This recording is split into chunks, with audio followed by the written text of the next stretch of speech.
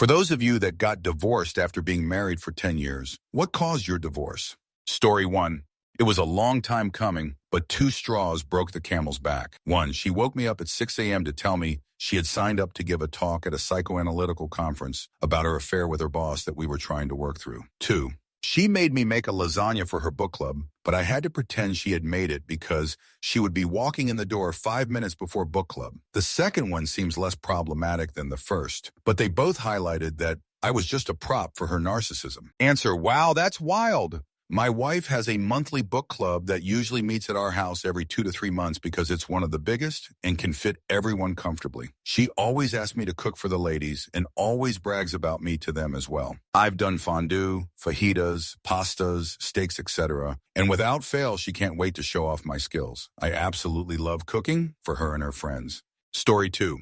We got married and had kids really young. After 20 years, the kids were grown and gone, and we realized we had nothing in common. It was a very amicable divorce. We still do things with the kids on holidays and birthdays. We just found out we were better friends than marriage partners. Story 3. During COVID, I stayed home, trying to facilitate e-learning for elementary-age kids. I only left the house twice a month at a grocery shop. I was trying to minimize exposure since my at-the-time husband's job still required him to travel. In reality, he was just checking into the nicest hotels in our large city and paying for intimacy, and online shopping for expensive art, which was shipped to and decorated his office. As it turns out, leisurely lunch hour intimacy is also frowned upon by employers. Was fired from his job and earned himself a divorce. While wallowing in self-pity, one of his sexcapades was an undercover police officer in a sting operation, which is a felony in my state. Currently uses his MBA to deliver sandwiches. Story 4. My ex-husband's substance abuse issues reached the point where he was frighteningly erratic. One day he got physically aggressive with me and our 10-year-old son, locked himself in our apartment bedroom, and discharged his handgun. That was my breaking point. That was 12 years ago, and it took several years, but we gradually built back a tentative friendship forged on our mutual love for our kids. Despite everything, we still rooted for one another. He never stopped struggling with addiction. He passed away from a fentanyl overdose last year on August 28th at age 43. Story 5. I was married at age 24 and was married for 18 years before I called it quits. We had 4 kids and I worked a full-time job nights and did the activities my kids were in on my own. Oh, and I was full-time nursing school student. He spent more and more time out of the house. He said it was necessary to work on the rental properties we owned. Turned out that he had a side piece. The last straw was the fact that our 2-year-old drowned in our pool while he was supposed to be watching her. I've been divorced for 20 years now, and kids are all grown and doing their own thing. Leaving with the kids was the best thing I could do. Story 6. The onion rings. Our marriage was awful. 10 years of severe emotional abuse, gaslighting, and religious trauma. We had stopped having intimacy 4 years in. I was depressed. He disliked how ungodly I had become, deconstructing, but we didn't believe in divorce. I was tied to him forever. One day we went to a diner, and I asked him to order me a sandwich with a side of onion rings if the waitress came while I went to the bathroom. I tried to break the usual tension by making a joke or being cute. When I came back to the table, he told me he had ordered our food. So I joked about how onion rings must be healthy since they were a vegetable. He told me I was stupid for believing such nonsense, how dumb I was for ordering onion rings. He ranted for 5 minutes about how any idiot who thinks onion rings are healthy should know that the frying process takes out all the nutrients and they're the most unhealthy thing anyone could eat. I sat in silence, defeated, afraid to eat, afraid to annoy him any further. Then the waitress brought out our order, my sandwich with a side of onion rings and his chicken wrap with a side of onion rings. Something inside me snapped. All I could do was stare at his plate. It was somehow a literal, physical representation of our entire relationship staring me in the face. He ate every last darn onion ring. It took me a year to set myself up to leave safely, but I got out and never looked back. He remarried 3 months after our divorce was finalized. It took me a solid year before I could even go on one single date again. Edit. I'm in tears. The love, understanding, and support you all have shown is overwhelming. I love seeing your stories and shared experiences. Thank you. Seriously, if my most upvoted comment reaches 6,666, this ex-church girl is going to get some onion rings tonight in your honor. Edit 2. OMG, 6,666. I'm so happy. Ha ha ha ha. Y'all are seriously amazing. Let's get some onions rings. Answer: my ex disliked onions. I never used onions since he was so vocal about how much he disliked them. He constantly accused me of putting onions in the food if I made dinner. I thought it was stupid and childish to be such a picky eater. After the divorce, I lived with my dad. On my very first trip to the grocery store, I bought an entire bag of onions and used them in every meal since. Story 7. I got divorced after 9 years. Things had been going well up until I started getting debilitating migraines that forced me to stop working about 7 years in. They were so bad that I was bedridden most days and even had trouble speaking. The doctors were having a hard time finding anything that could help, and it turns out that when faced with the possibility of having to care for a disabled partner, she realized that the in sickness and in health part of the vows wasn't for her. Luckily, just a couple months after the divorce, a new migraine substance was approved by the FDA, Emgality, that pretty much eliminated my migraines, 20 days per month down to less than 2. It still took another 6 months for me to get my strength back after being bedridden for so long, though. But at that point, I went back to college, got a degree, landed a fantastic job with a great boss, and when I asked him about potentially moving abroad, he was supportive, and now I own a house in Japan and have an amazing fiancé that is far more perfect for me. Story 8. Apathy and indifference. My husband never seemed to care what I did. He didn't want to spend time with me or do anything with me. He would leave me alone when I was upset rather than ever try to comfort me. It was literally like I just had a roommate and we no longer had anything in common. Answer: I'm in a similar relationship, although it's my wife who's apathetic around me. Not divorced, but just living like roommates who never hang out together. I try, but there's no common ground. It's bad, I think, when I drove across the country to help my sisters with our mom who was dying, and for the entire month I was gone, my wife never contacted me or asked about my mom. It's not like the two dislike each other or anything. She just didn't care to ask about it. When I got home, she said she was sorry for my loss, but that was it. No interest in anything that happened to me the entire time I was gone. Not sure why I'm still here, but recognize it's not all her deal, and I've contributed to the situation. If we get divorced, I won't enter into another relationship except to own an orange cat or two. I like cats, but wife doesn't want any. Story 9. She had to work out of town for a few months, and I realized how miserable I was when she was around. Also, I got the mail. She used to get it every day, and found out about the hidden spending she was doing and massive debt she was getting us into. Then all the lies came out about stuff that was going on with her that I should have known about, but was willing to believe what she was telling me because I mistakenly trusted her. It was bad. Even my friends and family said I was in a much happier mood when she was gone. Story 10. She was cheating and had cheated before. This time it was blatant, and her rages at me were cycling back to love bombing, and I couldn't take it. Our finances were fudge. I was working 60 hours a week and paying all the bills while she wrote hot checks all over town. She went to a payday loan to borrow money to go on a float trip down the Grand Canyon with some friends. One was her boyfriend. His wife found out and stopped him from going. Then I found it was scheduled for the week of our anniversary. I went to a lawyer and drew up separation papers. I went to the bank and told them either give us a suspended payment plan or come get the house. I went to counseling. After 30 days separation, I knew it was over and I could do much better without her in my life. Story 11.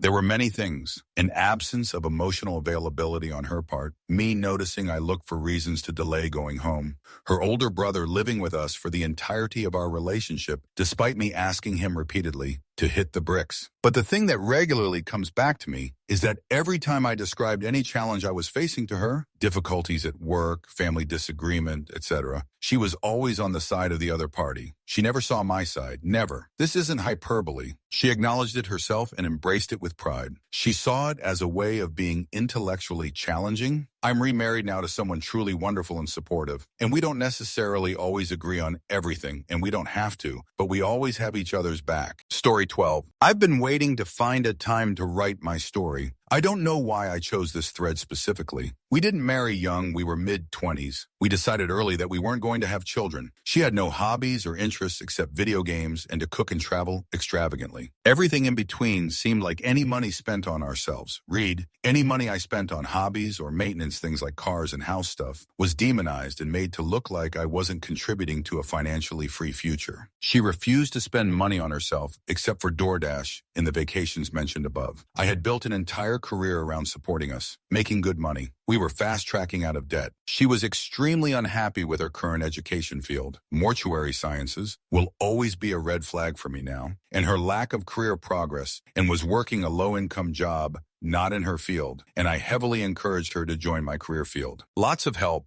lots of encouragement, and she got traction. She got certifications, and I helped her get jobs, good paying and good learning jobs. We were making good money, yet she still thought we still weren't on track to financial freedom. I guess she felt that we were one disaster incident away from homelessness and complete and utter financial failure. I smoked a lot of bud during this time, so I used a bit of extra cash for that habit. Every time we'd build up a savings, something in our lives would empty it. Taxes, medical, vacations. Yet, we never missed a payment, always had extra insurances, and ensured we had plenty of safety nets in place, financially in case anything real happened. We would never be without. My longtime best friend, who also followed in my footsteps career-wise, eventually hooked her up with a remote job, and she never discussed any of the details with me. I came home after her interview, and she had already negotiated her salary without mentioning it to me. She said based on her experience level and best friend's advice, he recommended asking for XYZ just so happened to be the bottom range the position asked for. Who asks for the bottom number on a salary range? Who doesn't talk about income with their spouse? This was the beginning of the emotional disconnect. Who knows how long the actual emotional part of the affair was on for? But that's when I began to notice. I felt frozen, completely and utterly drowning, watching my life choice not choose me. The AP spouse reached out to me and had mentioned she was nervous and suspicious of their interactions for years. I started by giving the benefit of the doubt. Dude is my best friend. She's my wife. I can't handle the thought of anything actually happening more than platonically. Months of an emotional disconnect, and I feel we were only held together due to a huge extravagant vacation that had both our families involved. If I thought the emotional hell was bad before the vacation, I was in for a rude awakening. The disconnect became so cold so quick after we returned. We eventually had a discussion and decided to plan to spend time apart. Up until this point, I was ignorant. I chose to be ignorant of the fact that this separation was influenced by something else, but I played the game as if it was just our time. Funnily enough, our intimacy during this time had exploded in a good way. We were intimate, sometimes multiple times a day, during our separation period. During our unentanglement of finances, I finally had found something that felt concrete enough to bring to her attention. 1,800 text messages in 2 days, over 10K in a month to one specific number, his. I confronted her and she admitted to cheating, but would only admit to doing it after we had decided to split. The thing is, she built her entire identity around taking months, if not years, to curate an intimate relationship with anyone. So her story and her views just didn't line up. Her excuses came in. You don't think I'm sexy, your eyes light up when other people enter the room? You don't value money. We tried everything you told best friend about your apprehensions about getting married to me. I wanted my cake and to eat it too. God, how cliche it all was, and how cliche that it was all projection. I raised my voice during this one time. Otherwise, it was an intense conversation. Up until that point, I had never once put her down, called her any names, or disrespected her, but she deserved every single syllable of the fudge you, spouse. I delivered at a speaking level when I walked out that door. She turned so heavily HR immediately after. No more discussing anything except separating finances. I spent years trying to be better for her, for us. I was never violent, rude, discouraging to her. I only wanted the best for her. I went to therapy. I was medicated properly. I had built friendships, hobbies, interests that she downright refused to participate in. I built a career. We bought a house that I spent so much effort to make as comfortable of a nest as possible. I organized the house, I decorated it, I teched it out. She had one 4-foot section of wall that she had some family photos on. Otherwise, I was the one that put effort into it. I feel like often I was the only one that put effort into us. Divorce hasn't been finalized yet because of some back and forth with the equity in the house. It's just past a year from our separation discussion, but not yet a year from discovery day. When the day comes that the papers will finally be signed, people tell me it'd be ecstatic, relieved, feel a sense of freedom that I've not dealt for over a decade. I truly still don't know how. Ill feel, but I know I will be emotionally overwhelmed. I was devastated. I have had times of wonder since then, glimpses that I'll be much happier. I know I'll be happier. Story 13. 17 years. He decided to have a fling with his 19-year-old cousin. I decided to let them be together as they were so happy. Spoiler alert, his entire family was horrified. She had to move back home, and they didn't get their happily ever after. I did, though. I have a garden and a rescue dogs and the respect of my adult kids. Story 14. She lied about wanting kids, strung me along for 10 years, told me we were trying when she was taking birth control, even had me get fertility checked. Her plan was to pretend like she couldn't get pregnant, I guess. Remarried now, happily, and a father of 3. Story 15. My parents separated after 25 years and with 4 children because my dad was all hyped up on Tony Robbins. You can do anything you set your mind to audiobooks in working 70-hour weeks. All he did for years was come home, get a new suitcase, and leave in the morning. One day they had the only fight I ever heard and he left. Years later he tried to reconnect with the kids, but by then we all had moved on from him. Too bad those self-help books didn't teach him about family. Story 16. Just got divorced after 30 years. We had no intimacy, and I'm not just talking about intimacy, although he didn't have much interest in that either. I tried to get him to understand that I needed more than he was willing to give. More energy, more emotion. He wasn't willing to even try. So I left him and dated someone else for a while who gave me what I was looking for. Now that I know it exists, I'm going to keep looking for the real thing. Even if I never find it, at least now I have the opportunity to try. Answer. Reading this reminded me of my wife and I. Been together for 19 years and married for 16. But it was me who was missing the intimacy. Just the little things, as you know, it's not all about intimacy. Even us men want to feel the little things as well. We were talking about our marriage and I mentioned that it feels like we are heading in the direction of being housemates and not husband and wife. She mentioned that our life is becoming routine. So we went to a relationship counselor and learned things about each other we didn't know,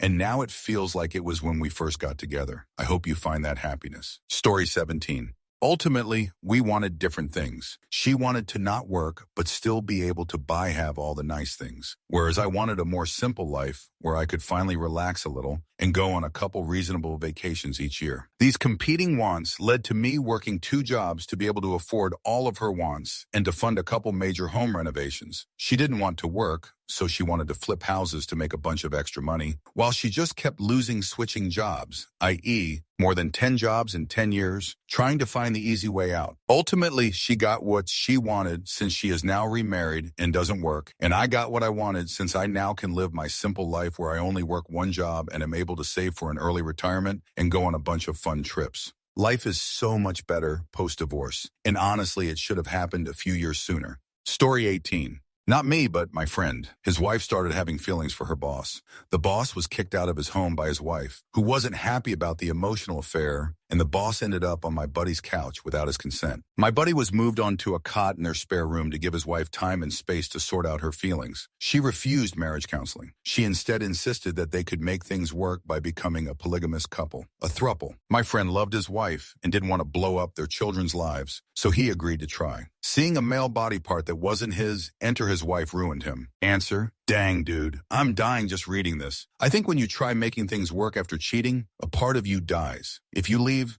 then it's okay in the sense you know what happened was wrong at least. Leaving after trying again makes you feel guilty, as if you aren't justified as much since it was okay enough to stay and try. How's your friend doing now?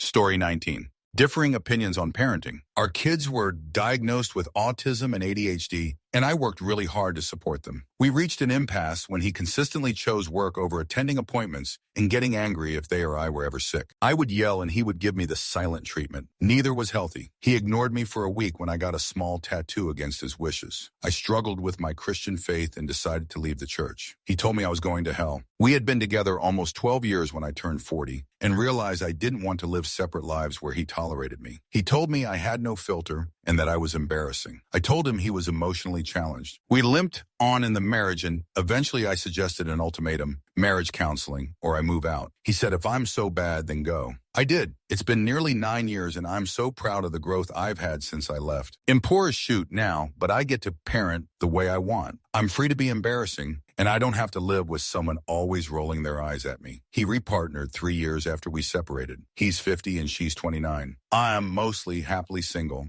Story 20. For my parents, it was that my mother became disabled and my dad wasn't supportive or helpful at all. She had a horrible brain injury and he did absolutely nothing except yell at her when she couldn't do the things she used to be able to do. She literally lost the ability to write and count, and he'd get all pissed that she wasn't able to make lists for him or remember dates. I remember being furious with him and not at all shocked when she was finally able to leave him. Story 21. We were both unhappy, but I kept slogging away doing what I thought was the right things to do, cook meals, mow lawns, etc. when what she really wanted was more emotional connection. I couldn't give that to her because I was too busy cooking meals and mowing lawns while she'd slipped into being my boss, complaining about the quality of the meals and the lawn rather than being a partner. The cooking and lawns are just examples, BTW. I was basically focused on all the practical rather than the emotional. She was unhappy and just complained about what I did as symptom of that. We'd slipped into these roles over a number of years, and it's only in hindsight I can see where things went wrong. So we both weren't getting what we needed from each other. She initiated the divorce, and in hindsight, it was the right thing to do because I was just invested in keeping the marriage going until passing till us part and couldn't see what the big deal with her was, so if it had been up to me, we'd be married until one of us died of old age. While I'm not over the moon about life at the moment, there are no instances of confused anger and despair like the old days, so I'm now content with my lot in life. I also rent a place that doesn't have a lawn, so that's a bonus. Story 22. She wanted to move on to something else. The worst part is that we were a great team, and we cared for each other very much, but her priorities shifted, and she has become very much focused on herself. I dislike the person that I once loved. I genuinely enjoyed being partnered, and we were best friends, but I've lost any confidence in myself, and I'm not sure if I could trust another woman. Time heals all wounds, and I hope my faith will be restored because I'm definitely trying, and it sucks being alone. Story 23. IF was the breadwinner for all 15 years. He contributed basically nothing. I bought our home, travel, savings, fertility treatment, birth bills, childcare, never made any effort to increase his minimum wage, despite having a college degree and being entirely capable and knowing his lack of effort to change things would be a deal breaker, and had 20 in his bank the day our child was born. Resentment built up, turned to contempt, no way back from that. Story 24. Her spending, holy smokes, we dated. She helped pay, etc. for 4 years. Got married. Then she had access to my account. I just started working and her too. My mom used to handle finances in the household, so nothing wrong for her to have access in case she needs to, but for the house, etc. But she would blow through money like nothing. I would check my balance and 12 of the money would be gone. I would talk to her one excuse after the other. Then we had a kid, and all hell broke loose. She would rack up debt and just dump it on me. It's for the kids I paid for everything. House, cars, insurance, etc. She just had to pay for food. My resentment towards her was deep. She disliked me because I tried to stop her spending. We could have had a second house, but she just couldn't help herself. Story 25. She went full manic. I tried to be supportive. Eventually had to get an OP for kids in my protection. She ended up in a hospital for a while. Got out. Still thought the CIA was after me, that I was a substances smuggler, online adult content star, and sleeping with every married woman she knew. She filed for divorce, and I let a sigh of relief as stubborn and figured I'd be dead someday and wouldn't have to worry about it anymore. I have since found I am quite fond of living, got mostly sober, still drink socially, but only a couple here and there, unlike polishing a few fifths of bourbon a week alone, and want to do this living thing a while longer. I got the house and kids, cost me a small fortune, but 10-10 worth it. Story 26. Because of my insecurities, I became very controlling. 17 years. She left me for a better guy. Can't blame her one bit. I told her not to blame herself. She did what she had to do to stay sane. I've spent years improving myself, going to try to not make the same mistake twice. Second marriage is 20 years. Still going strong because of the work I put into myself. Plus, my second wife is so very patient and understanding. It takes two. Answer: good for you for growing man. My last relationship was short but intense. Eventually got to the point where I harassed her. Shame on me. I learned a lot of lessons from that. I went to therapy for months and feel like I am in a much healthier place now. I think we both had a lot of growing up to do. Currently single, but I'm not afraid of being alone anymore. Story 27. Found out he took out second and third mortgages on our house, took out multiple credit cards in my name. Without my knowledge, our cars were repossessed, 2 different cars within 8 years. Our house had gone into foreclosure twice before his sister rescued him and brought the mortgage payments and taxes up to date. I auto-deposited my paycheck $80K job, and he said he was making payments on my student loan. He wasn't. Hadn't paid my loan in over a year. The final straw was when he borrowed money from our 80-year-old neighbor and was giving him the runaround for months and not paying him back. The neighbor called me, begging me for his money back. The wall of cards started to tumble, and I began to find out that our neighbor wasn't the only one he was borrowing from. I divorced him soon afterward. He didn't gamble, didn't drink or do substances, earned over $100K a year in the early 90s, but he never had money. Nobody could figure out where he was spending his money, just that it was typically already gone 2 days after payday. I suspect he was playing the stock market, or it was playing him. He died of a cardiac arrest, and there were no records, receipts, or evidence of where hundreds of thousands of dollars were spent. Story 28. I was the muscle, she was the brains. I'm not dumb, but I never had a reason to doubt her when it came to our finances. We would talk about them regularly. I thought we had around $20K in savings. I was working a lot and auto-saved like 20%. I cashed in a 401K early when her car blew up, not to drain the savings account. During COVID, I got hurt at work and had to stay home. She wasn't working from home like she said. She volunteered to take a layoff to help the kids with school. She was helping her brother on the side to help make ends meet. In reality, she has a boyfriend for the last 2 years of our marriage and drained all the money in our bank account to help this dude start a gym. I now know what a gun tastes like, and it took me 2 years and 2 lawyers to finalize the divorce. I'm happier now, the kids are growing up fast, and I hope her life sucks. Story 29. I wasn't a fabulous partner at the beginning. I leaned on her to do most of the administrative stuff. School applications, childcare arranging, etc. To be fair to me, I was brand new to the U.S., and so healthcare, insurance, and tax stuff was very confusing. Still is, to be honest. I was also venting my frustrations in the wrong places. But I changed. I worked on my faults. I stepped up. Plus, I did 70 of childcare, school runs, bedroom routines, weekend mornings, etc. A very involved dad. I took up tennis, so we had something to do as a couple, but she wouldn't play with me. And when she saw my play, she only critiqued and criticized, never supported or praised my progress. 10 years and 2 children later, in a completely dead bedroom, and she decided to leave. This was last summer, and I'm heartbroken. Every time I look at her, I am sad. Then she speaks, and I remember how controlling, scornful, and mean she is. Not a single physical touch in years. No hugs, no kisses, no pats on the arm. I would screenshot anything nice she texted because it was that rare. So now we are amicably split. I am lonely but way happier day to day. It just eliminates me to see how affected my kids are. She told me that we settled and that she never loved me. I didn't settle. I accepted the things that wouldn't change and adore everything else. We live 2 blocks apart and speak every day. We buy extra produce and share. We are friends. But honestly, if we didn't have kids, I'd go back to the UK. Answer. You will find some who appreciate you for you. It is hard nowadays to find. I think that is sweet to try and find common ground. It is rare for a lot of men to do that as well as put in the effort to change. I just want someone who appreciates me for me, does not try and change me, embraces my nerdy side because grief I am a nerd, and not just constantly comment on my physical attributes but my brain, looks are only skin deep and fade. I always go above and beyond for my partner, making sure they are completely cared for and settled. But oddly, I never get 14 of that attention back. Story 30. I married my HS sweetheart. We were together 15 years total. I divorced her after she became an alcoholic, got into LSD, and had an affair with a 60-year-old guy across the street. I have no regrets because I got 2 wonderful kids out of that marriage, and the first 13 years together were actually pretty darn good. We don't talk these days, but we're cordial when we cross paths at family events. Story 31.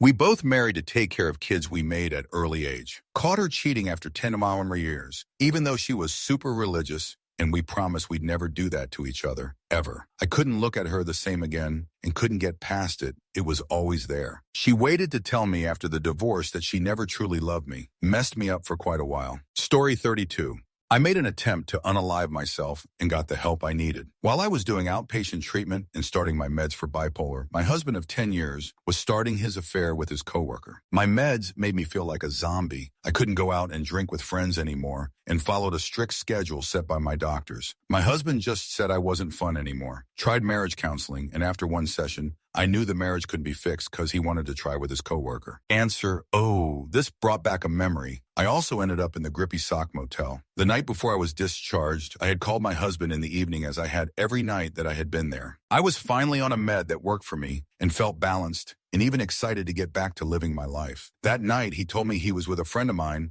because her washer had stopped working. I asked him to go home with our kids, and he said he would. Maybe it was intuition, or just the fact that I couldn't trust him, but I made him talk to me while he drove home. We said our goodbyes, and that was it. The next morning, I was so happy to get out of there. I called him first thing, and he didn't answer. The drive from our house to the hospital was over 2 hours. I figured he was just in traffic. Nope, he was asleep. The hospital staff started asking if I could call someone else. They needed my bed, and I was supposed to be gone. That afternoon, he finally showed up. On the drive home, I could tell he was seriously hungover. I knew I had put him through hell, so how could I be upset? I wasn't ready to turn my phone on yet, so I asked if I could use his phone to call my mom. In his call log, I saw that he had called my friend on his way to pick me up. When I confronted him, he said he needed someone to talk to and she understood. The second I walked in the door at home, my son told me he never went home the night before. He was screaming at me, our son, everyone. He said he was going to sleep in the camper that night and didn't want to be around any of us. I went out after giving him some time to hopefully calm down. He was still angry. He tried pushing me down the stairs of the camper and told me his life would have been better if I would have just died. I stayed for almost a year after that. He kicked me out a couple of times and I would leave, but then begged me to come home and I would go. I saw how much it affected our kids and tried like hell to give them what I thought they wanted. My oldest finally told me she lost respect for me for going back to him, and that really opened my eyes. The last time he kicked me out, I left for good. It's been almost 3 years now. I have full custody of both kids and met an amazing man that loves me and them more than I ever imagined possible. 17 years with that man, and it took him making me dislike him to finally be able to walk away. Story 33. My spouse changed after 15 years, became angrier. Then discovering Fox News rotted his brain, and he became angrier. I'm glad we divorced before Trump took office. Also, he was a terrible roommate. Love is one thing, but if your partner refuses to do their part around the house, it just makes the other person tired and resentful. Answer. My in-laws just divorced for the same reason. I wonder if Fox News has destroyed more relationships than cheating. My FIL was a wonderful husband and father for years, and over time that brain rot destroyed him. He became so angry, racist, homophobic, misogynist when he never was before. Began secretly drinking heavily, and my MIL would find him passed out in the basement, in front of Fox News, of course, having pissed himself. He's such a pathetically sad and alone man now who has to live in assisted living because his drinking caused early onset dementia. His daughter doesn't speak to him, and my husband and BIL still do, but their hearts are broken. They miss their dad. Story 34. Coming up on 10 years in writing seems on the wall. After having kids and being so busy with our careers, we are basically roommates that get along most of the time. Either we get a divorce before we dislike each other, or inevitably one of us will meet someone who reminds us how our partner should make us feel, and it will end that way. Stuck at the moment with neither of us having the energy or will to do what needs to be done. Story 35. She was narcissistic. Even after 3 years of marriage counseling, refused to change or see anything from my point of view. She was emotionally abusive and made me feel worthless, and it was all my fault. Last straw was when she stayed out all night at a CrossFit party and didn't respond to any texts or calls, was close to calling the missing persons line. Again, apparently that was my fault. Found out later she had cheated on me at the CrossFit do and probably many times during the 10-year marriage. I was accused several times of being unfaithful. Kind of wish I had now.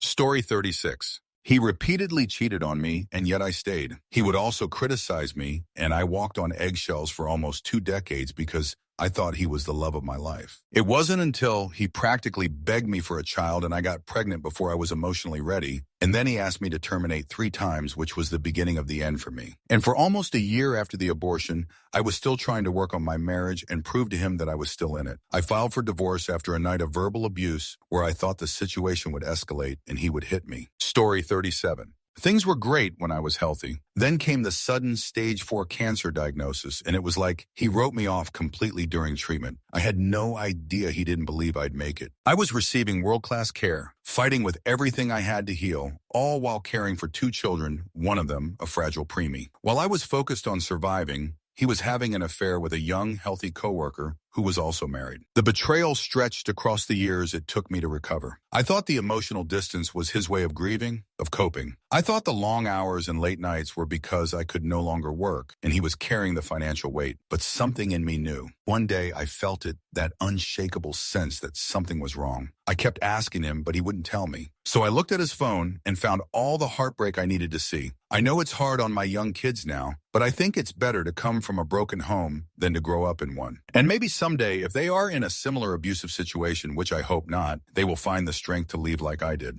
Story 38. We became more friends than lovers, lost the spark, and he eventually had an affair which clearly drew a line in the sand. We both accepted some blame in the situation, and the divorce, although painful, was relatively amicable. It did give me epic trust issues, though. Story 39. I'm not sure if she was avoidant or a narcissist or both or something else, but she gave me less than the bare minimum while seeking attention from other men on social media. It made me anxious, and I reacted badly to her behavior. Crazy making is how it was put to me, and it's an apt description. Contradictions, sabotage, reactionary abuse, criticism, public disrespect. For 8 years of our 10-year marriage, this is how she treated me, while sleeping in a different room the entire time. When I'd want to talk about it, her go-to was, "That's why we're not a match and we should break up." There was no discussion that didn't end this way. At the end, she told me she wanted to leave. So after trying to get her to talk or work with me or go to counseling with me with no luck, I filled. As soon as I did, the story flipped and the whole divorce was something I did to her, not the other way around. I'm glad that ride is over. Looking back, with the help of therapy, I've been able to see what I went through in a new way and that the person I loved never really existed. I'm still really fudged up by it, and I'm so not relationship material right now, but the calm and peace is amazing.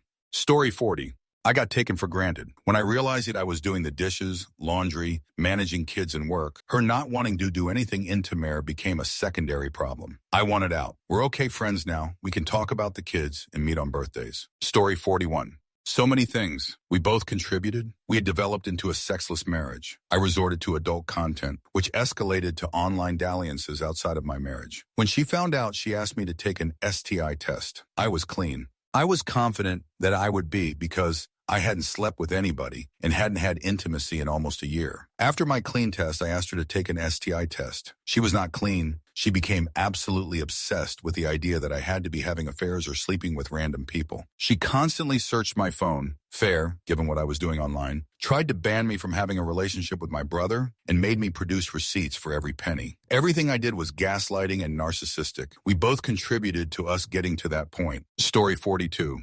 Met while working at a bar. Both of us were in the bar every night and drinking. Had child after a year of dating, then got married a year later. She stopped the drinking, but I was not able to. Obviously, my alcoholism was the biggest problem. However, looking back at it, going out and partying was really our only real connection until my son and second son during our marriage was born. Anyway, amongst other reasons, she took the kids away to another city illegally, and I had the biggest moment of clarity in my life. Everything in my life was wrong. I took everything in my house and put it on the curb. Craigslist sale. Family and friends thought I was nuts, LOL. Moved to that same city in a real basic apartment and got sober. That was over 10 years ago. I'm still sober and actively working my program. Always had 50 custody of my kids and have just tried to be the best example I can be for them. Got married to the love of my life a couple years ago after putting that part of my life on hold for quite a while. I say this, not for any sort of pat on the back or internet points, but I am assuming there are some people reading this that are going through some tough shoot. You really can blow it up and start over. Everything really can get better. Truly blessed more than I ever thought possible.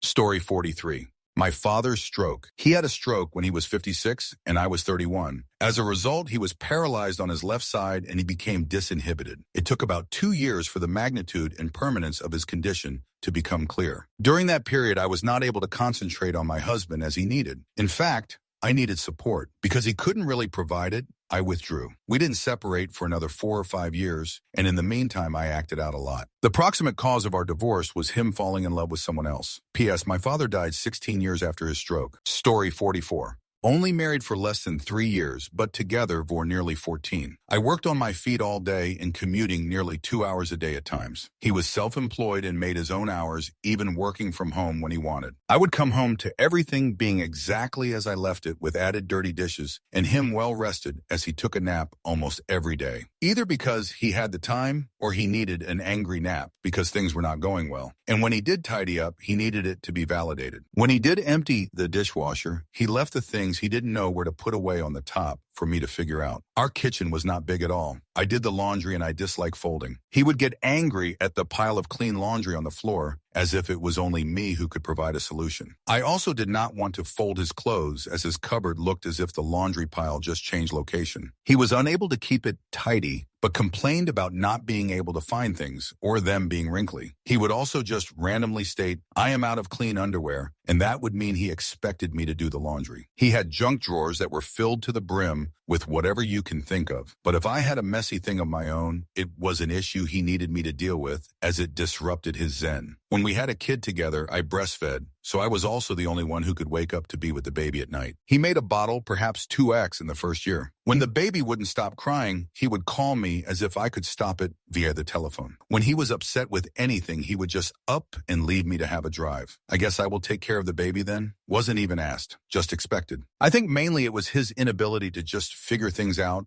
and letting me deal with stuff instead that eliminate the love slowly. He also made more money than I did, yet we split everything 50-50. But he was also spending more than I did on hookers, so there's that too. Why I eventually left, though, was him pushing our kid in their room and trying to close the door whilst he was holding me by the arm and pushing me on the stairs because he was angry and wanted to continue raging at me whilst I was comforting our kid that was crying. Shouldn't have let it ever get that far, though.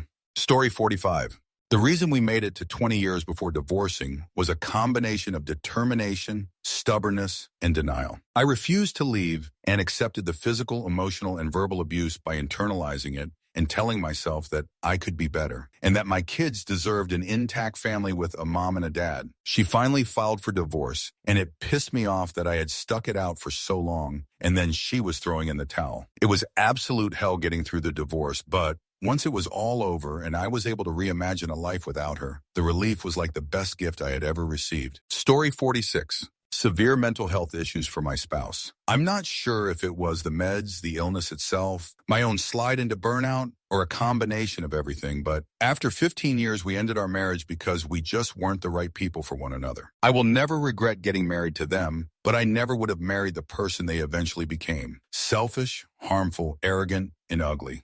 Story 47. My husband's grandmother left her husband just a few days before their 50th wedding anniversary. He was a horrible husband and father. He had a good income, but only gave her a short amount of money for household expenses. No extra money for birthdays of the kids or for Christmas. No money for her to get her driver's license. If he drove her to the supermarket or the doctor, she had to pay gas money, but he always bought expensive stuff for himself. It's more than 10 years since she left. She is living her best life and really happy. One of the kindest persons I know. Story 48. Wife of 19 years had an affair. I would have never left her for any other reason. Married young had many good to great years. She felt she had missed out on things being married and having kids so young. She still holds a place in my heart, but I know I would have resented her if I did not leave. Story 49. My husband refused to grieve for his dad and best friend. He became unbearably toxic. Turns out he always was. I was just good at excusing it. You don't see narcissistic abuse until you can finally untangle yourself from it. You give yourself away little bit by little bit, hoping the person you met will come back. But that person never really existed. They were carefully crafted to hook you. Then they spend years destroying you to bolster their own ego. Then they move on like you're nothing when it's over.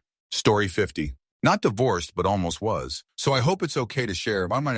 It was his addiction to adult content. I know adult content is commonly viewed, but what many people don't understand is it isn't a healthy way to explore sexuality, single or not. Adult content actually rewires the brain and impacts how a person views intimacy. Often they begin to view other people, usually women, as objects and slaves to others' intimacy fantasies. Plus, adult content fuels the intimacy trafficking industry. But I digress. My husband was so sweet, fun, hardworking, ambitious. But his addiction nearly destroyed our marriage. I was oblivious at first. He neglected me intimacy and emotionally, and I couldn't understand why or if there was something wrong with me. Nope. He just chose fantasy over reality, and it wrecked me emotionally, mentally, and even physically. Finally, I gave him an ultimatum. You either agree to couples counseling and pursue getting free from this addiction, or you choose divorce. I was not going to keep enduring this form of abuse, and I certainly wasn't going to risk letting our young son be accidentally exposed to adult content either. Husband chose counseling, and it saved us. A few years later, he briefly slipped back into the habit, but confessed it this time and got help again. It's been nearly 6 years, and he is a changed man, happy, attentive, interested in me intimacy and emotionally, focused on being the best husband and dad he can be. He credits his faith as being what truly anchors him, but also the fact that he doesn't want to hurt me like that again, or our kids. In case anyone wanted a little hope. Story 51.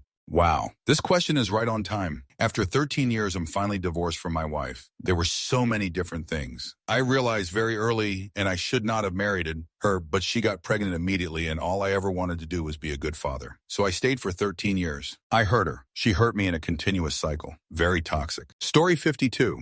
I came out as a late bloomer lesbian. However, despite my sexuality, the marriage wouldn't have lasted anyway. Lack of contribution to household chores, never bothered getting me anything for Mother's Day from the kids, had a drinking problem, and after we separated, I found out he racked up 30 grand worth of debt that I was unaware of, had 6 grand alone on a credit card just for takeaways. Story 53. He told me he is not in love with me anymore. He is in love with a younger woman he had been talking to for 3 weeks. He's never laid eyes on her in person or video chat. She lives in another country. He told me we didn't have enough money under 500 to take a small 2-night trip out of the city that I asked for, but proceeds to cash in some of his vacay time and gave her $400. Scam. After all this, I told him we are done and getting divorced. Story 54. I'm married 18 years with 2 sons, alcoholic and started partying with his single friends. I left with my sons and he never cared. Kept drinking and lost the beautiful home we had, plus his entire cabinet business. Huge business with $1 million contract for a big job building cabinets in a nursing home chain. I helped in the office paying employees, bills, etc. Anyway, he lost it all, but mostly he lost us. My youngest was 14 when we left and is 33 now. He refused help and said we were the problem. Repeatedly, he was even on a liver transplant list, but wouldn't quit drinking long enough to have the operation. He's somewhere in a shack, still drinking. Story 55. My mom left Dad after 20 years of marriage. She said she didn't care that he was abusing her, but the moment he kicked me in the back was when she decided to leave. I feel like the reason they divorced. I was burdened in my home and somehow annoyed everyone because I was different and never fully fit in. They should have stopped after their first 2 boys. Story 56. He violated me repeatedly, sabotaged any opportunity for me to work, and felt a marriage certificate gave him rights to my body and adult beverage addiction. Not a good look when raising children, so I left. It also happened in the last couple years of our marriage. I made a plan and got out with our children. Story 57.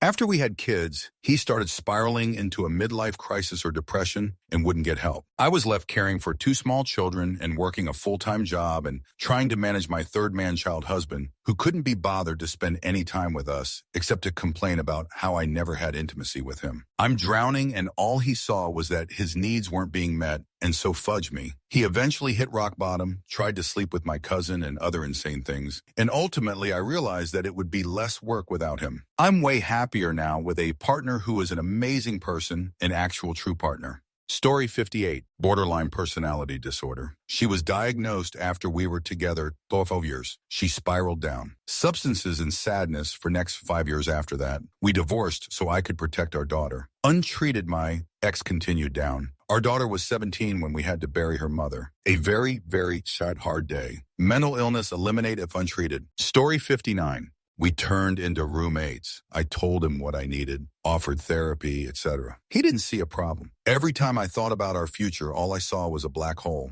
I went to counseling. I left him in my mom way before I physically left him. We were good at being the couple that everybody loved, but it was a front. We had little to zero intimacy for quite a while, and no fun activities that we did as a couple. Communication was poor, and we didn't know how to argue properly. When you don't even have vacay intimacy anymore, that's a big red flag. My leaving him after 23 years is a whole other story. Story 60. Married for 21 years, together for 22 years. She had a midlife crisis mixed with an empty nest and a 22-year-old guy who was gassing her up. I thought it was just emotional cheating, but later learned it was physical too. Tried to wait it out and get her to come back to reality. After 3 months of getting gaslit and ignored, I needed to prioritize my mental health and left. I never imagined I would have gotten divorced, but it was one of the best things to ever happen to me. It was a long, painful process, but worth it. I didn't realize how unhappy I was until I looked back in hindsight. Story 61. He got weirder and weirder as time went by. We were high school sweethearts, but after 16 years of marriage, what he got into,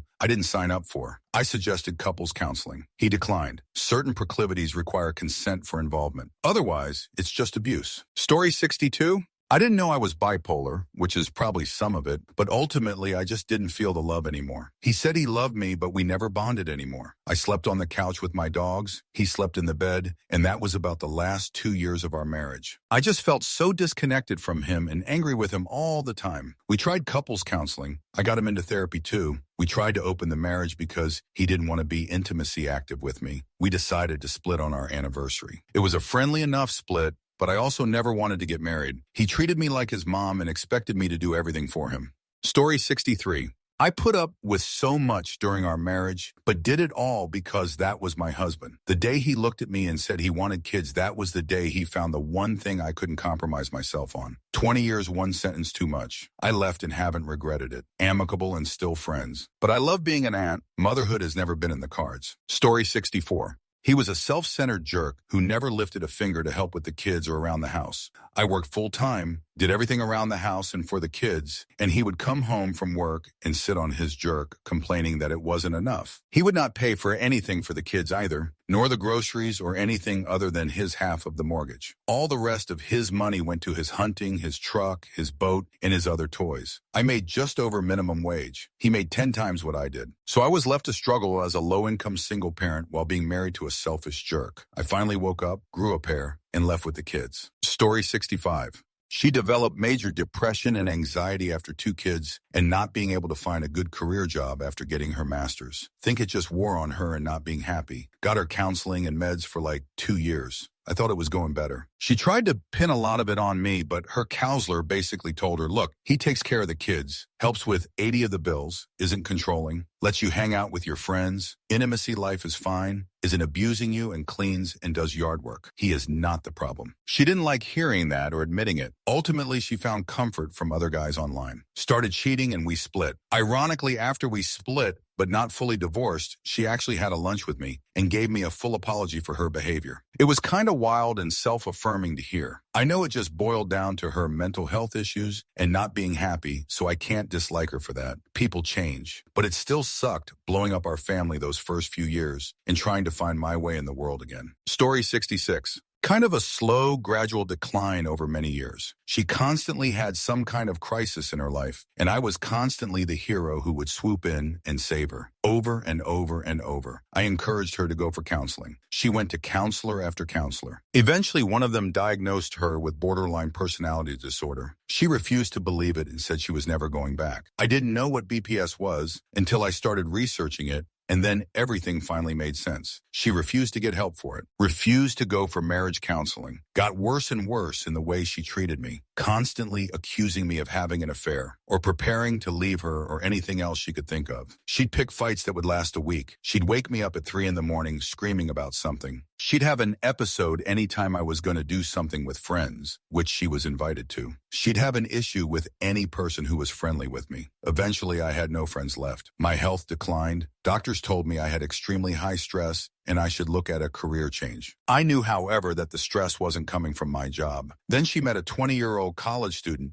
and wanted to open up the relationship. Also wanted him to move into the house. He wasn't working and she wasn't working. She wanted me to pay the bills for both of them. It was at that point I looked at myself in the mirror and realized how much of a mess my life was and decided my choices were divorce or unsubscribing from life. I chose the former. Divorce wasn't pretty, I can tell you, and a few times I wondered if I should have taken the other option. She walked away with a lot, even though we had no kids and she'd never worked. In the end, it forced me to go to therapy and face my own issues as to why I ended up with someone like that, why I stayed so long. A decade later, I'm a very different person, and I'm doing better than I've ever been. Thanks for reading.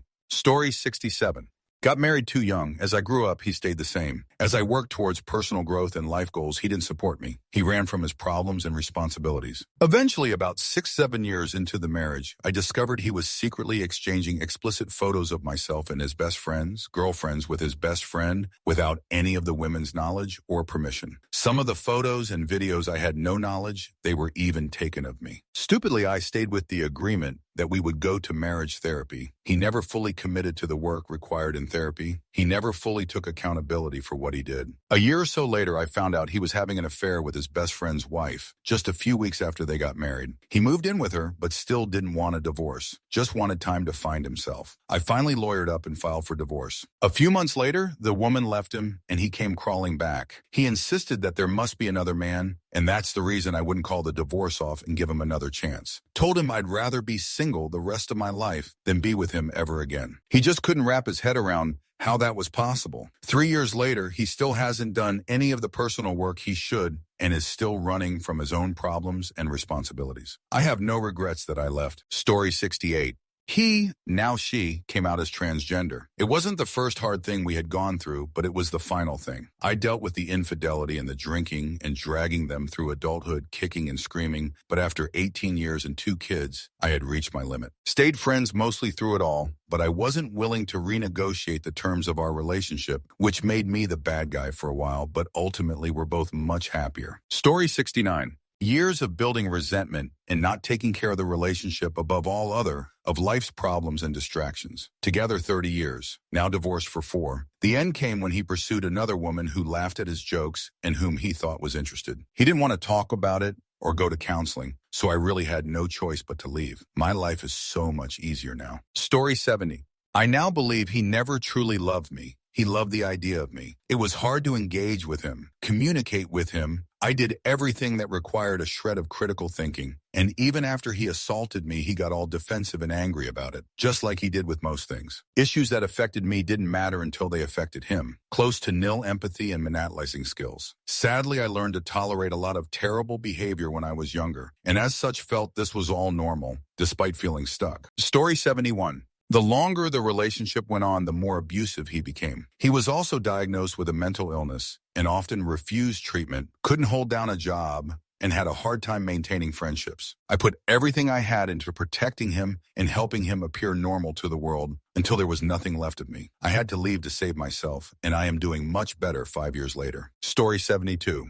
Slight foundational problems in our relationship turned out to be big problems after almost 20 years. You get into patterns with people, and if you keep reinforcing non-optimal things, you both end up someplace you don't want to be. Good news is, post-divorce, we have a great, healthy, respectful relationship, which is awesome for the kids. We're co-parenting for another decade. Story 73. Speaking for my mom, since she doesn't have Reddit, my dad was an alcoholic and extremely jealous, narcissistic, manipulative jerk. Not much has changed, sadly. It's very hard to have a relationship with my father. Deep down, there's a part of him that is a good person. I see photos of him with us as kids and think, what happened?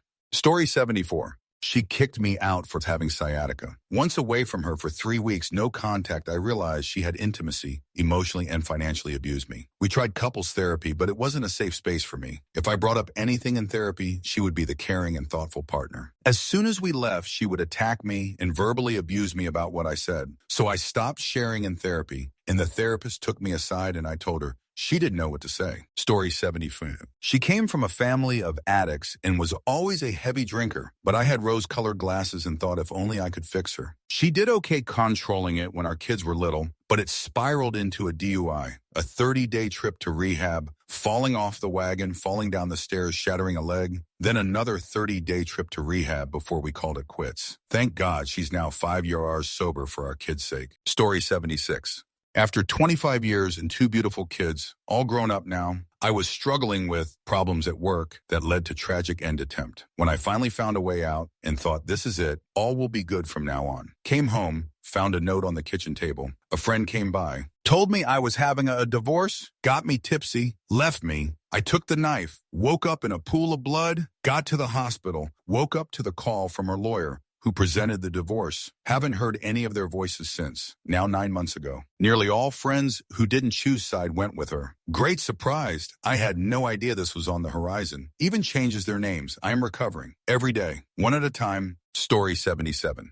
We got married when I was young, emotionally unstable. He hit me before we even got married, but like I said, I was not emotionally well and I stayed. The physical abuse started first, then emotional abuse, then it just went back forth. I had no one to look out for me. My mom died when I was 2 hours old. My grandmother that took care of me had passed away years before. My father was not in my life, and my big brother also passed away. He made sure that I didn't have close friends to lean on or talk to. I was isolated in a rural town. I wanted to go to therapy, but he told me my emotional issues were my problem alone, that I was just too weak to handle them and needed to work on being a strong-minded woman. Unfortunately, I believed him. I had a very difficult childhood filled with abuse and loss. It took me 16 hours to leave him, and the guilt of what my daughter went through is still a weight I carry every day. They don't even speak. She basically doesn't have a biological father. At least her stepdad is good to her and loves her. Leaving him was the most difficult and scariest things I've ever done. It took about another 12 hours. After that, for me to be diagnosed with PTSD, I still struggle with things,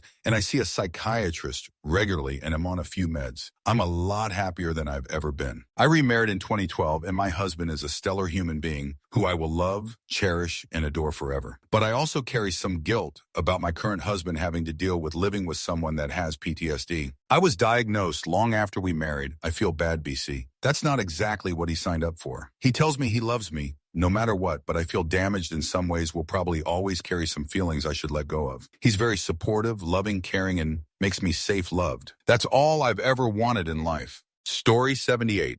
He was a lying, chatting male body part. He cheated with one of the mothers on my son's little league team. We were married 12 years, up and left me one day, drained the bank account, put a restraining order on me, sold our boat and moved out, took full custody of our son. 10 years later, now still denies he ever cheated. Story 79. We were married for 20 years. He went full MAGA and focused all his anger on me during COVID. I went through a long